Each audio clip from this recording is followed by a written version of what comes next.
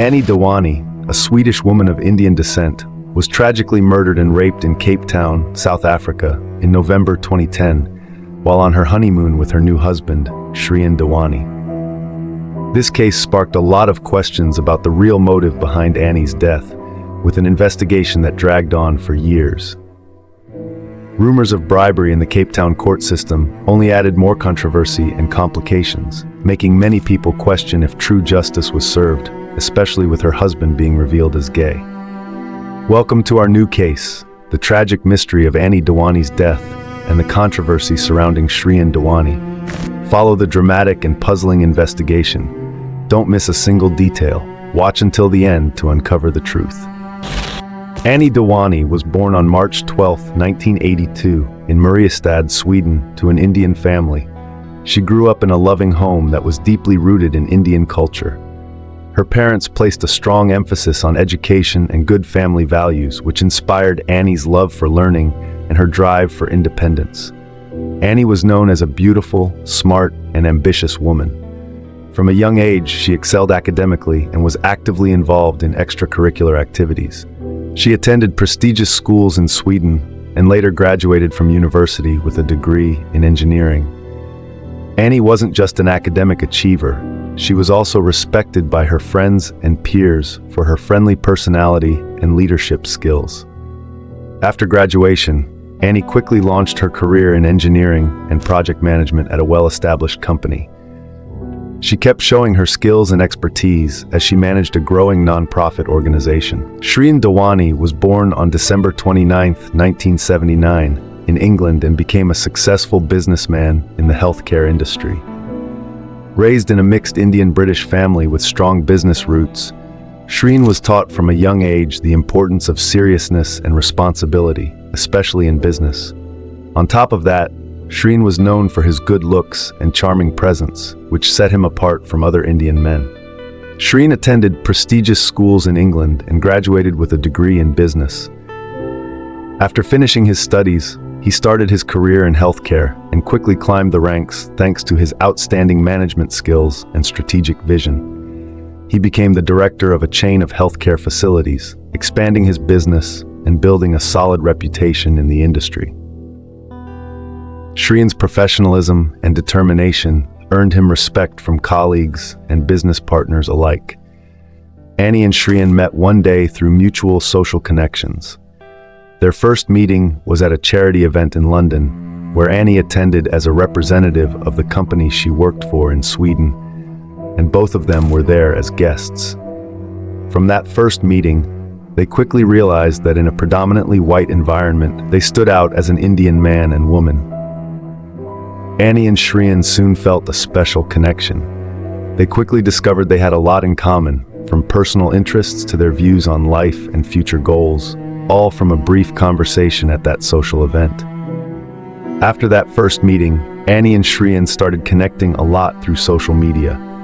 They spent tons of time getting to know each other through long conversations, romantic dates, and trips together. Their feelings grew deeper, and they both felt like they had found the perfect partner. Shrien was drawn to Annie's intelligence, sharpness, and beauty, while Annie admired Shrien's maturity, success, and warm heart. In May 2010, Shrien decided to propose to Annie in a romantic setting at a fancy restaurant in London. With happiness and emotion, Annie quickly said yes to Shrien's proposal. News of their engagement spread fast, with warm blessings from friends and family on both sides. After getting engaged, Annie and Shrien started planning their wedding. They decided on a lavish wedding in Mumbai, India, where many of their relatives and friends lived. The wedding took place in October 2010, turning into a grand and festive event attended by many important guests. Their marriage wasn't just the union of two people in love, but also the blending of two cultures and two families, opening a promising new chapter in Annie and Shrien's lives. After the grand wedding in Mumbai, Annie and Shrien entered married life with big hopes and happiness. They spent time planning their new life and decided to kick it off with a memorable honeymoon in South Africa. Their destination was Cape Town, a city famous for its stunning scenery and exciting recreational activities. When they arrived in Cape Town, Annie and Shrien stayed at a luxury hotel for 2 weeks. They enjoyed their first days as a married couple by exploring the city, taking tours, and savoring the local cuisine. Cape Town, with its wild and romantic natural beauty, was the perfect backdrop for their first memories as husband and wife. They planned all sorts of fun activities for their honeymoon, from visiting famous landmarks like Table Mountain and Cape Peninsula to indulging in South African dishes at upscale restaurants. Annie and Shrien both loved exploring new cultures, histories, and landscapes. They made the most of every moment, creating unforgettable memories together. Their days were filled with happiness, laughter, and a strong sense of togetherness. Annie, with her cheerful and spirited personality, had a knack for making every moment special. Shrien, always attentive and caring, worked hard to ensure their honeymoon was perfect. They often spent their evenings strolling along the beach, enjoying stunning sunsets, and sharing dreams for their future. Annie and Shrien also discussed their long-term plans after returning from their honeymoon. They planned to settle in England, where Shrien's career was well established, and Annie, with her intelligence and talents, intended to further her career in engineering and project management in London. They dreamed of a cozy home, traveling together, and eventually building a happy family. Their new life was filled with hope and bright plans. Annie, with her optimism and positive energy, looked forward with confidence, believing they would lead a meaningful life. Their honeymoon was more than just fun. It was a time to strengthen their love and commitment.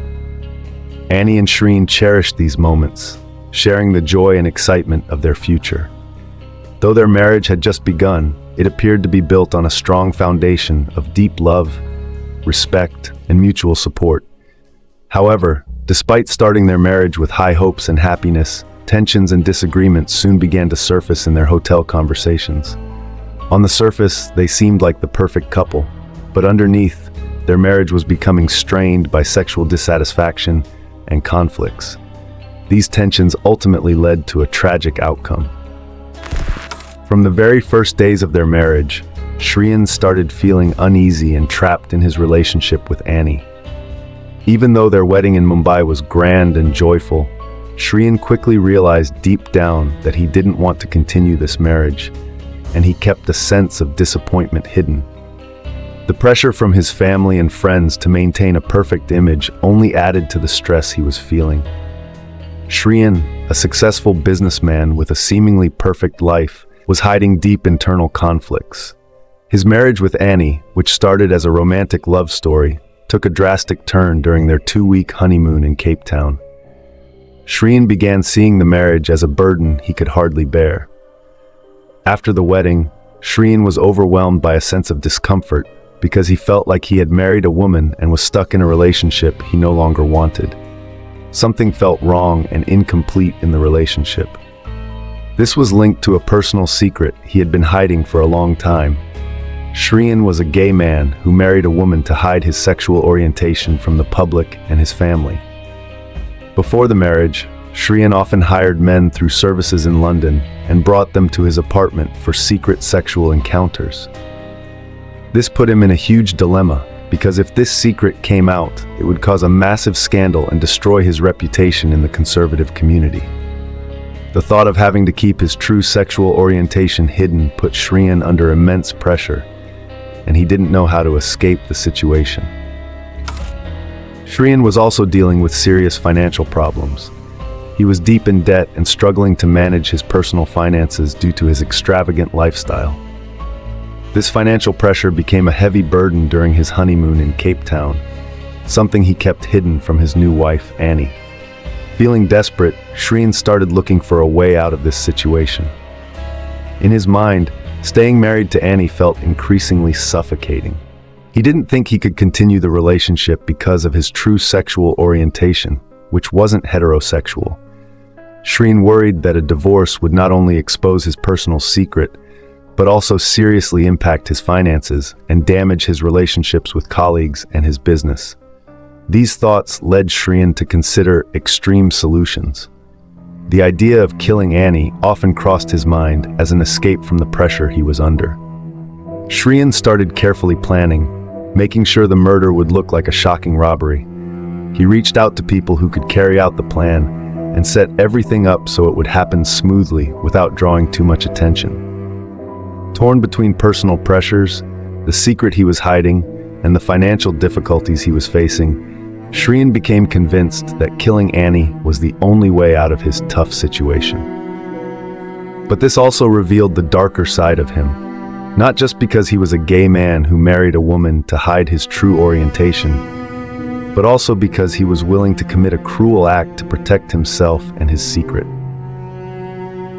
On November 13th, 2010, Annie and Shrien Dewani, who were on their honeymoon in Cape Town, South Africa, decided to rent a taxi to explore the city. They wanted to visit famous spots and enjoy the beauty of Cape Town that they hadn't seen yet. Excited and eager to have a fun day, Annie tried to push aside the sexual dissatisfaction she felt with Shrien. They called a taxi service and rented a minibus driven by Zola Tongo, a black South African man who had been their driver since day one in Cape Town. The trip started smoothly. Shrien and Annie enjoyed the sights, laughing and forgetting the argument they had the night before at the hotel. They stopped a few times to try some local food around Cape Town. But as night fell and their minibus passed through Gugulethu, a suburb of Cape Town, the situation suddenly turned tense. The streets were quiet, with no one around. Out of nowhere, the minibus was stopped by two armed men with their faces covered. The two unknown men approached the minibus driver, threatened him, and ordered Tongo to stop. The driver tried to resist but was hit with a blunt object, knocked unconscious, and moved to the passenger seat. The attackers quickly took over the minibus. Annie and Shrien found themselves in a very dangerous and terrifying situation. Annie panicked and held Shrien tightly while Shrien tried to stay calm to protect his wife. But everything happened so fast and unexpectedly. The attackers violently dragged Shrien out of the car, beat him, and took all his valuables, though they didn't use the guns they were carrying. Meanwhile, Annie was held hostage inside the minibus. The attackers forced her to hand over her jewelry and money, then assaulted her and took off with the minibus, with the unconscious driver still inside. One of the attackers tried to rape Annie and physically assaulted her in the middle seat. Shrien was left on the road, beaten up, his face and body weak and helpless. All he could do was watch as the minibus sped off into the darkness, taking Annie and the unconscious driver with them.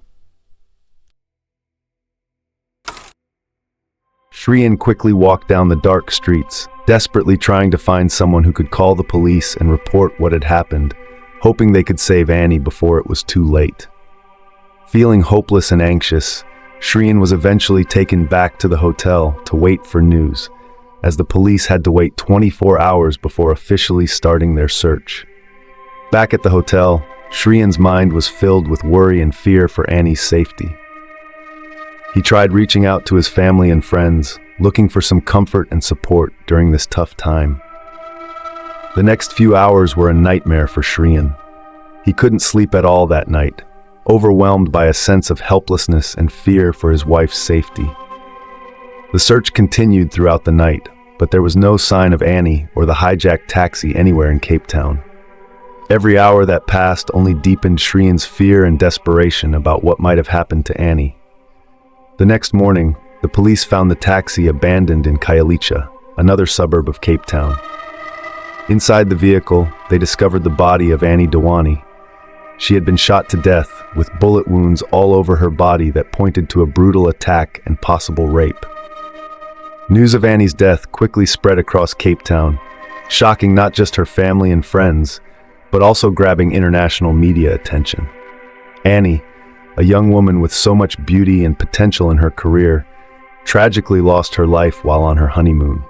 Within hours of the discovery, the police continued investigating the crime scene, gathering evidence. They found clues left by the attackers, including bullet casings and fingerprints. These pieces of evidence were crucial in identifying the killers. Investigators also started interviewing locals around the area where the taxi was found, hoping to gather more information about what happened on that tragic night. Meanwhile, Shrien had to deal with the deep pain of losing his wife and the psychological shock that came with it. He was questioned by the police about the details of the attack and what happened before Annie was abducted. The police were trying to piece together the situation and get a clearer understanding of the events leading up to the murder. Shrien had to remember every detail, from when they hired the taxi, where they went, and up to the time of the attack. The stress and exhaustion just added to his pain and helplessness during the questioning. Even though his mind was filled with sadness and despair, Shrien tried to cooperate as best as he could. He kept asking the police about the progress of the investigation and the efforts to find the attackers. Shrien was desperate for answers and justice for the death of Annie, his beloved wife. When Annie's body was taken for an autopsy, her family in Sweden and England were informed about the tragedy. They quickly flew to South Africa to support Shrien during this tough time. Annie's family and friends were shocked and deeply saddened by her tragic death. They held a candlelight vigil to remember Annie, a woman who was loved and respected by everyone. Meanwhile, international media started reporting on the case with high intensity, drawing global attention. Details about Annie and Shrien's lives, as well as the events leading up to the kidnapping, rape, and murder, were widely analyzed and discussed. The Dewani case quickly became a media sensation, with various theories and speculations about the motives and circumstances behind the case. Some media speculated that it might be a case of racism in South Africa. The investigation into Annie Dewani's death went on for months and even years. It started right after Annie's body was found on the morning of November 14, 2010, around 9 a.m. South African police immediately cordoned off the crime scene and began gathering evidence. Initially, the case was treated as a robbery that ended in murder. However, early findings quickly led the investigation in a more complex and suspicious direction after the autopsy revealed that Annie had been raped. Despite this, no sperm was found in her vagina, underwear, clothing, or in the minibus. This puzzled the police and investigators because it suggested that the attacker might have used a condom. There was also speculation from one of the officers that this could have been a planned robbery and rape.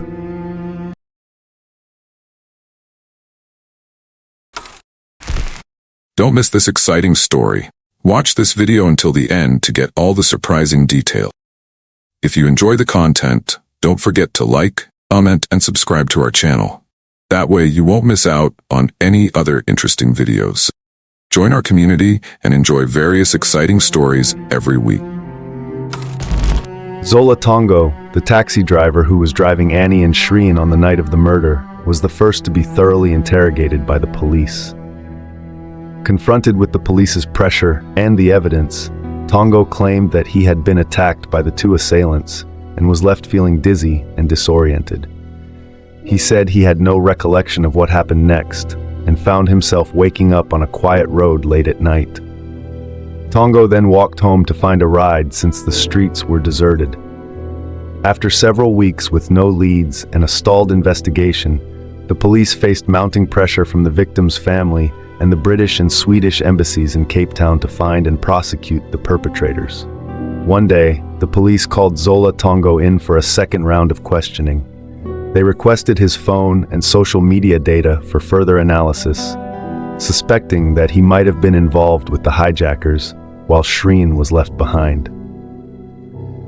The Cape Town police investigated possible connections between Tongo and the criminals who were still at large, as Tongo was found unconscious in the minibus, further from the crime scene than Shrien. The police discovered a deleted text message on Tongo's social media from someone named Shrien. They acted quickly to recover the message and called Tongo in for a third interrogation to clarify the content and context of the message exchanged with Shrien before the murder. Tongo explained that Shrien had hired him to drive around Cape Town with his wife and requested that Tongo take him to romantic spots in the city to enhance their new relationship. The police got suspicious of Zola Tongo because of his shady alibi, especially after almost all the messages from Shrien were deleted. After hours of intense questioning, Tongo finally admitted that Shrien Dewani hired him to arrange Annie's murder. Tongo's confession opened up a new line of investigation and made the case way more complicated than the police initially thought, which was just a robbery. According to Tongo, Shrien contacted him through social media before the trip and offered him a lot of money to set up Annie's murder. Tongo said he brought in two other attackers, Mziwama Kwabe and Solil Mngini, to carry out the plan. The idea was to make the kidnapping and murder look like a robbery, so the real motive wouldn't be discovered. Tongo said Shrien wanted to create a shocking and convincing situation so no one would suspect his involvement in the crime. After they arrested Tongo, the police continued searching for the other two attackers. Mziwama Kwabe and Solil Mngini were caught after a major manhunt. During questioning, both Kwabe and Mngini admitted their roles in the crime and said they were paid by Tongo to carry out the murder plan. One of them, Solil Mngini, even thought Annie was really beautiful and attractive, so he decided to rape her before killing her. Physical evidence like phone calls, text messages, and financial transactions between Tongo and the two attackers backed up their involvement. Additional evidence kept piling up, strengthening Tongo's testimony and revealing Shrien's role in the case.